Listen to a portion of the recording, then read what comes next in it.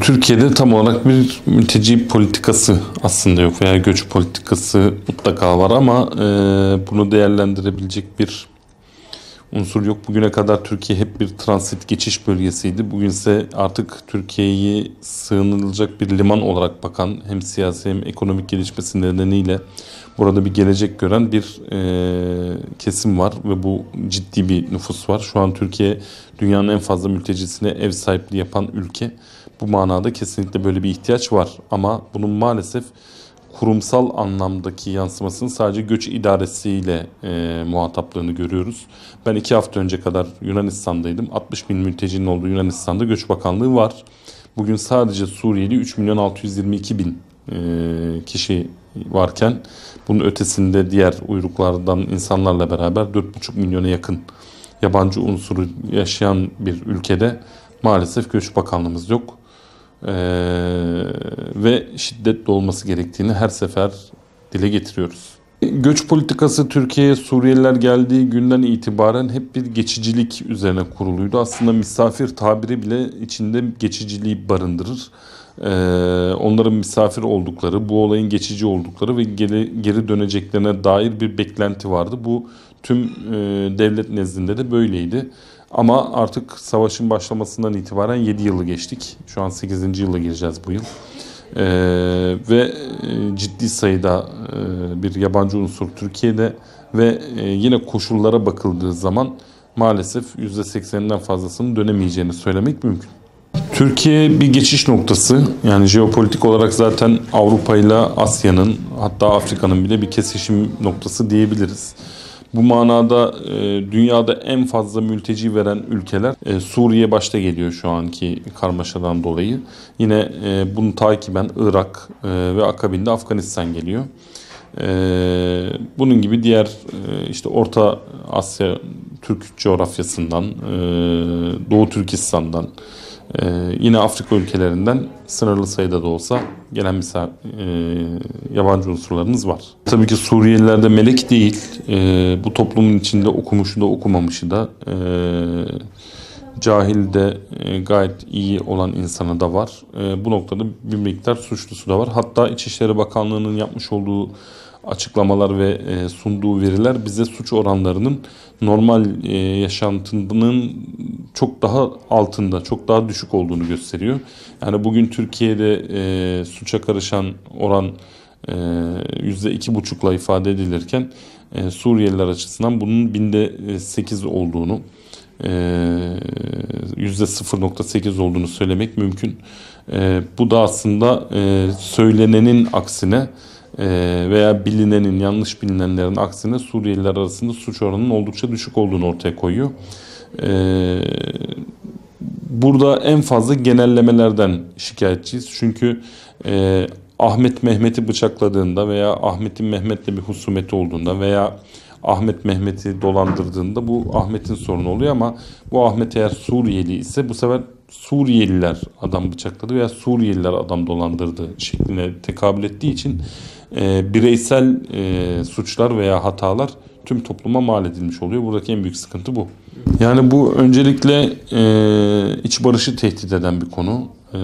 Sonuç itibariyle bugün dünyada da maalesef özellikle siyasi anlamda milliyetçi görüşe hakim olan tüm yapılar mülteci sorununu daha fazla körükleyerek yani bu konuda kendini savunma durumunda olmayan, kendisine çok rahat yaftalama yapılabilecek olan insanları kullanarak bunların üzerinden söylemlerle bir nefret söylemini yayıyorlar.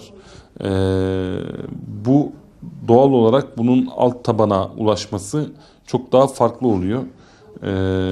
Ve insanların birbirlerini kırdıkları, döktükleri, canlarını yaktıkları, hatta birbirleriyle kavga, savaş boyutuna getiren olaylara rastlıyoruz. Yani İzmir'deki olayı hiç unutamıyorum. Sonuç itibariyle Suriyeliler şöyle yaptı diye demin söylediğim genelleme tipinde, hani Suriyeli bir çocuk diyelim ki birine bir hata yaptı veyahut da bir hırsızlığa karıştı. Onun yüzünden Suriyelileri istemiyoruz diye sokağa çıkan insanlar İzmir'de poşetten çadırda yatan insanların evlerini başlarına yıktı. Bizim adetimizde evini başına yıkmak çok ağır bir şeydir. insanları evlerini basmak çok ağır bir şeydir. Yani bu evleri basılan ve evleri başlarına geçirilen insanlar da Suriyeli.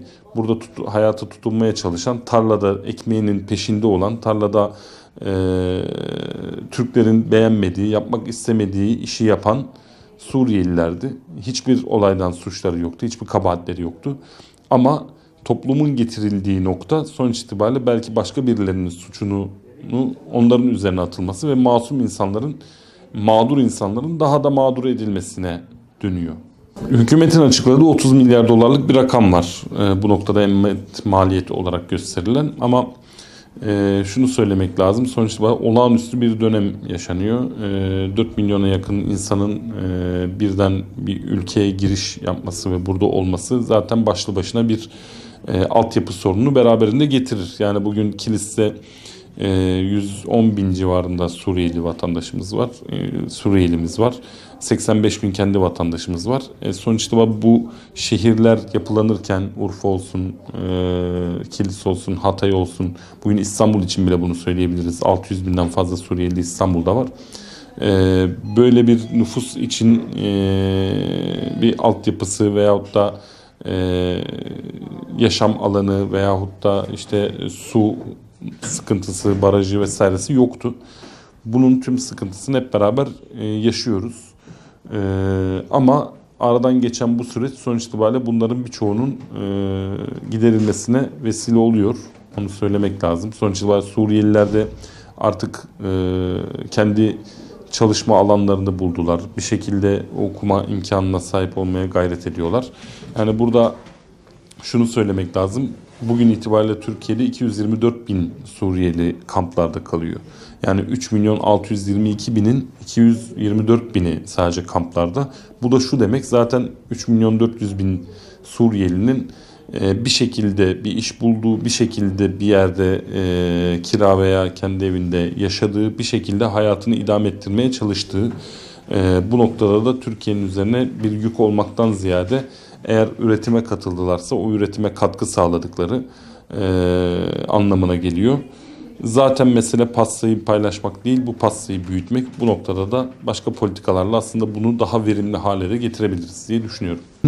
Sahada yaptığımız gözlemler veya Suriyelilerin ağırlıklı olarak çalıştıkları sektörlere baktığımız zaman genel anlamıyla Suriyelilerin aslında Türklerin çok da çalışmayı tercih etmediği alanlarda çalıştığını söylemek mümkün. Bugün tekstilde, ayakkabı sektöründe, inşaat alanında veya işte tarla, bağ, bahçe işlerinin birçoğunda Suriyelilerin çalıştığını görmek mümkün.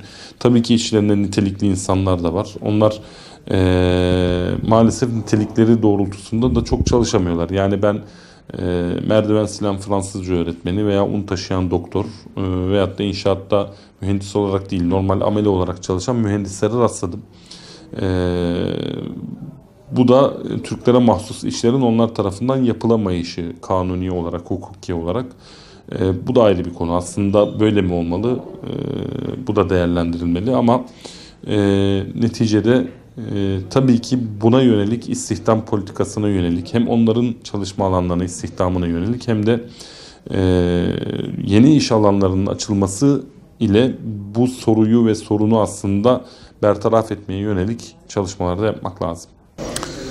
Şu anda Suriyeli özelinde bakarsak 1 milyon 100 bine yakın 5-18 yaş arası eğitim çağında çocuğumuz var. Bu çocukların 600 bine yakını eğitim imkanına sahip. Tabii bu eğitim imkanına sahip dediğimiz koşulların ne kadar iyi olduğu tartışma konusu. Yani geçici eğitim merkezlerinde okuyanlar veyahut da Suriyelilerin işte sabah okutulup öğleden sonra Türklerin okuduğu okullar uyum ve entegrasyon açısından çok da uygun değil. Veyahut da Türkçe öğretmeye yönelik, Türklere Türkçe öğreten öğretmenlerin formasyonuyla Araplara Türkçe öğreten öğretmenin formasyonu çok farklı. Bizim böyle bir formasyon alan çok sayıda yetişmiş kalifiye insanımız maalesef yok. Bütün bu eğitim tartışmaları bir kenara, 600 bin öğrencinin okullaştırılması tabii ki çok büyük bir çaba. Yani çok büyük bir sayı, çok muazzam bir iş. Fakat bardağın boş tarafından bakarsak da bu sefer 1.100.000'den çıkarttığımızda 600.000'i 500.000 çocuğun okullaşmadığını, okula gidemediğini görüyoruz. Savaşın da 7. yılı. Sonuç itibariyle 10 yaşına gelmiş bir çocuk, 10 yaşında buraya gelmiş bir çocuk bugün 17 yaşında. Yani bu aynı zamanda bir kayıp nesil demek. O yüzden eğitimle ilgili özellikle okul çağındaki çocukların bir an evvel eğitime alınması çok büyük önem arz ediyor. Bu konuda çok ayrı çalışmalar yapılması gerekiyor. Bir kere Allah kimseyi vatansız bırakmasın. Yani vatansız olmak gerçekten tek başına çok büyük bir sorun. Yani bugün vatanı olduğu halde vatanından ayrı kalan insanlar gurbet özlemi çeker. Gurbet bile gidecek bir vatanınız olduğu zaman çektiğiniz bir acıyken dönebileceğiniz bir vatanınız yokken çok daha farklı bir acının içindesiniz ve bugün de yaşadığımız zaten onların eğer çalışsalar işte çalışma diğer bizi Türkleri işsiz bırakıyorlar. Çalışmasalar aylak geziyorlar. Okusalar üniversitelerde onların çocukları sınavsız okuyor, okumasalar bunlar zaten niteliksiz okumayan insanlar. İşte diyelim ki sosyal hayat anlamında bir eğlenme ihtiyacında olsalar veya onların en büyük eğlencesi diyelim ki nargile içmek veyahut da yani burada denize gitseler suç oluyor. Ama aynı çocuğun belki 5 yıldır pazarları dahil olmak üzere ayda 500 lira 800 lira almak suretiyle çalıştığını ve yazın sadece bir gününü iyi geçirmek üzere kendisine en yakın olan ve en ucuz olan metrobüse binip de Büyükçekmece'ye gittiğini düşündüğünüzde bir noktada böyle bir ihtiyacınız, bir noktada bunu yaptığınız zaman karşınızda sizi tahkir eden bir cenah. Böyle bir ikilemin içindeler.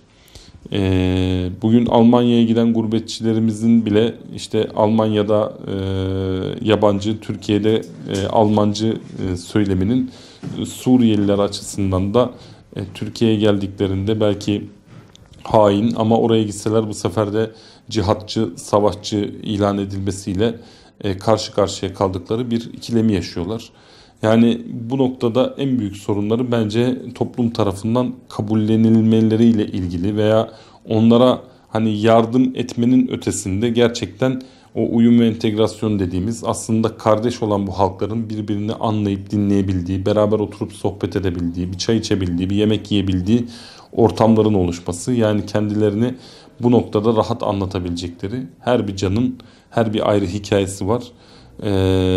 Yanlış anlaşılma onlar için en büyük problem.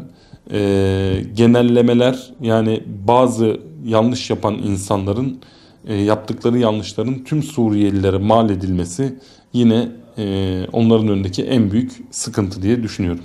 Evet. Mülteci krizi aslında konuşulan bütün şeyler şu ana kadar soruları cevapladığımız konularda mülteci kriziyle alakalı değil aslında. Mültecilerle alakalı. Çünkü mülteciliği doğuran sebepleri ortadan kaldırmadığınız sürece mültecilik ortaya çıkmaya devam edecek. Yani mülteciliği doğuran sebepler de savaşlar, afetler, kıtlıklar, yokluklar mülteciliği doğuruyor. Yani bugün Afrika'da bir sivil toplum örgütünün açmış olduğu kuyu o köyün komple 2000 kişilik bir köyün göçünü engelliyor. Ya kendi ülkesinden ya da dışarıya göçünü engelliyor. Sonuçta orada tutunabiliyor. Çünkü kimse kendi toprağını durup dururken bırakmıyor. Mültecilik bir tercih değil. Veyahut da savaşları engelleyebildiğiniz zaman veya savaşlardan kaçabilecekleri insanların güvenli bölgeler oluşturabildiğiniz zaman o insanlar oralara sığınıyor. Böylelikle savrulup gitmiyorlar. Yani en yakın örneğini İdlib'de gördük. Astana görüşmelerinde yapılacak operasyonun engellenmesiyle belki de Türkiye'de akın edebilecek 2 milyon insanın şu anda hala İdlib kırsalında yaşamlarının devam ediyor oluşu. Buna en büyük örnektir. Yine dünyanın değişik yerlerinde yine kıtlığa, yine açlığa veya savaşlara maruz kalan herkes sonuç itibariyle potansiyel bir mülteci adayıdır aslında. Bu bununla alakalı bir şey. Şu anda son rakamlara göre Türkiye'de 55.000 Suriyeli vatandaşlık almış durumda. Vatandaşlık meselesi de aslında Türkiye'de hem nitelikli olarak, kalifiye olarak iş yapabilecek hem okumuş anlamda üniversite mezunu olan veyahut da belli yetenekleri olan kişilerin bu noktada vatandaşlar tercih edildiğini biliyoruz. Bu da önemli bir şey çünkü iki toplum arasında köprülere ihtiyacımız var. Bu köprüler hem toplumları birbirine yanaştıracak hem de o toplumun Türkiye'den aldığı kadar o toplumdan da bizim alabileceğimiz, istifade edebileceğimiz çok şey var. Bugün Kanada'nın 33 milyonluk nüfusunun 28 milyonunu göçmenler oluşturur. Ve Kanada'yı Kanada yapan göçmenlerdir. Bu noktada dünyanın her yerinden nitelikli göçmeni tüm ülkeler aslında ister. Yani bugün Amerika'da, İngiltere'de, Fransa'da her ne kadar mülteci karşıtı söylemleri olsa da nitelikli olan, kendi ülkesine katma değer kazandıracak olan göçmenleri her ülke ister ve bunlara belli bir dönem, belli şartlarda da vatandaşlık verir. Bu noktadaki uygulama Türkiye'de de geçerli. Tabii ki bununla ilgili daha genel bir düzenleme, daha istikrarlı, Türkiye'de belli bir sürede kalmış, bu noktada kendi geçimini sağlayan, Türkiye'ye katkı sunan, eğitim anlamında Türkiye'de gerekli koşulları yerine getirmiş, uyum ve entegrasyon süreçlerinde faydalı olduğu düşünülen insanların daha da fazla vatandaş olması normaldir ve yapılması gereken bir iştir.